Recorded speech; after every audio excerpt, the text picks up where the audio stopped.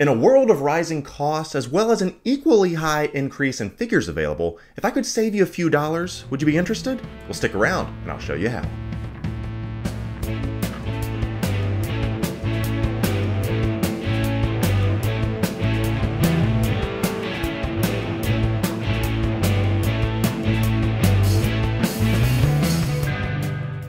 Well, what's up everyone, and welcome back to the channel for a very important video. Today we're going to be talking about how to save a few dollars when it comes to your collecting. Yes, very important in this day and age. But before we get into that, I wanted to say, if this is your first time with us, go ahead and hit me with a subscribe as well as a presumptive like on this video. I would certainly appreciate it. Now, if you've been lurking, if you've been stalking around here for quite some time and you have not yet subscribed either, please do me a favor and hit that subscribe button. We're trying to get ourselves over that 4,000 hump.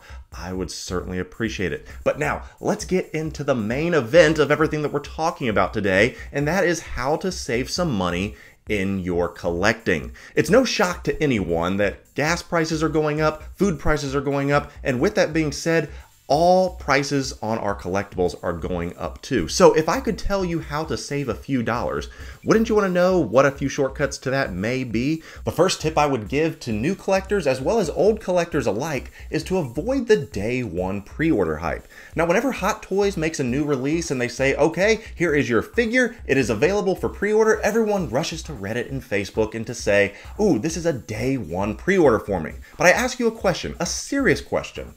Why?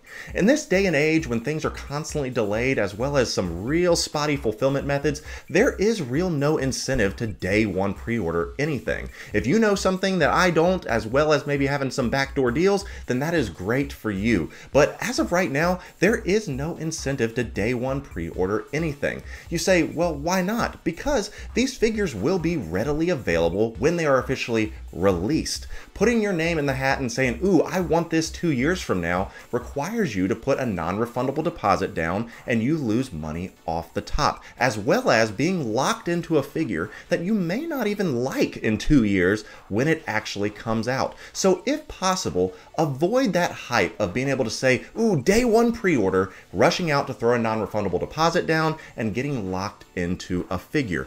Also, by avoiding the day one pre-order hype, it gives you opportunity to save some money elsewhere, and that leads me to number 2. Be patient. I know that's the toughest thing for us to do in this collectible game, is to show and exercise a little restraint as well as a little patience. Nowadays, many figures upon release will sit around in stock forever, begging you to pick them up at a discount. But naturally, as collectors, we want to have things first so that we can say, ooh, look what I have. But if you wait around, if you are willing to be patient, you can often find figures that are being shipped at a discount. You can find things that are well below the secondary market. You will find people that got those day one pre-orders in, got the figure, don't like it, and are willing to take a loss on it to simply get it out of their collection, and that is when you can swoop in and get a good deal. So if you're willing to exercise a little bit of patience and you don't have to have that day one, then you can certainly save a few dollars there.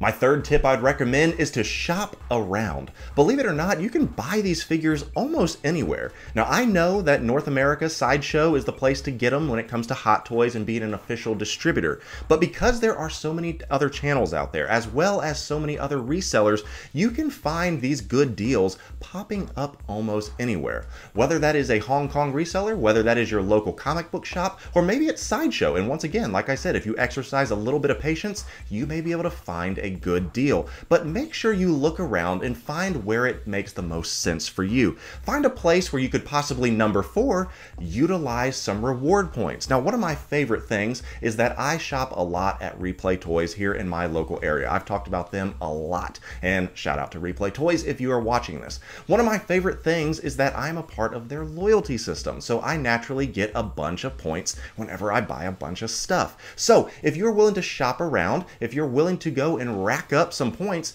you can cash in those points occasionally, whether that is to get free shipping on something, whether that is to get a percentage off, whether that's to get dollars off, but utilize reward points when possible. Don't just impulse buy something because it's there, because you have to have it. Think about it, shop around, utilize some points to knock off some of that bottom line.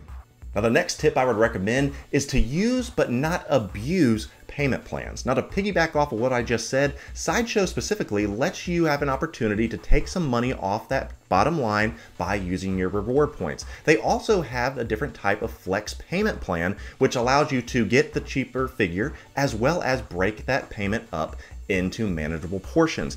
Yes, there are options out there for you to pay in installments. Now, I know Sideshow offers that. You can go and do a payment flex plan so that you pay your figure off over time, and then when it's ready to ship, you can go ahead and have that figure. You can also do things through PayPal, where you kind of take a payment plan approach as well. I know that this is not a cheap hobby by any means. Some of these figures carry extremely high ticket prices. With that being said, if you can have an opportunity to scrape a little bit of money off the top as well as break up that payment, that sounds like a good idea to me. But it needs to make sense. Never use a payment plan as an opportunity to avoid having to pay money and having to say, oh, I'll just buy it now and pay for it later. That is a terrible idea. You do never want to put yourself in a situation to where you are risking your financial health to simply buy an action figure. Do not go into debt trying to buy figures and impress people that don't really care at the end of the day. Buy these things for you because you say, this is something I want in my collection, and do not go into debt trying to get them. But use the payment plan if it makes sense, but do not use the buy now and worry later. And lastly, my final tip for today is to keep an eye on the trends. Now, this one's a little more abstract, a little bit more obscure, and it does require a little bit of critical thinking, but we're going to do a quick exercise and I'm going to allow you to critically think with me. Let's say a brand new movie is released, a hot new TV show is out, and there are some stars of that film. Naturally, all this is based on supply and demand. Let's use, for example, the Avengers. You know, we've not had an Avengers movie in like 3 years, so naturally, the demand for those figures are lower. Let's flip over to Star Wars. There's all kinds of new Star Wars shows at the time of this recording, such as Kenobi. Everyone wants Anakin. Everyone wants Obi-Wan. Everyone wants Darth Vader. So those figures are going through the roof on their prices. So if you can use a little bit of critical thinking, you can say, okay, I will exercise a little patience. Everyone wants this figure right now, so I'm going to press pause and wait for the heat to die down. By doing so, you will save some money by people that either lose interest in a figure and just willing to move it on, or simply find it at a great deal on one of the distributor sites because people aren't buying it, it's not moving, so they're giving you discounts such as free shipping or something along those lines. Now, nothing is certain, nothing is ever for sure, and sometimes it's impossible to predict the sentiment of a character that people will actually gravitate towards.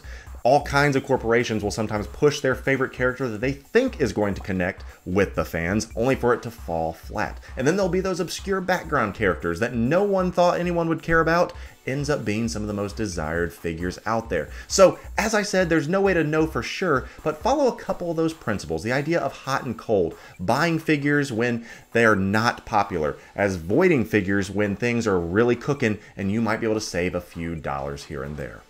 Well, that's going to do it for us here today. Let me know down below ways that you have saved money that I may not have mentioned. We can help out this community together. Also, let me know if you've ever used some of these to save some money, and let me know what your biggest score actually was when it came down to final cost.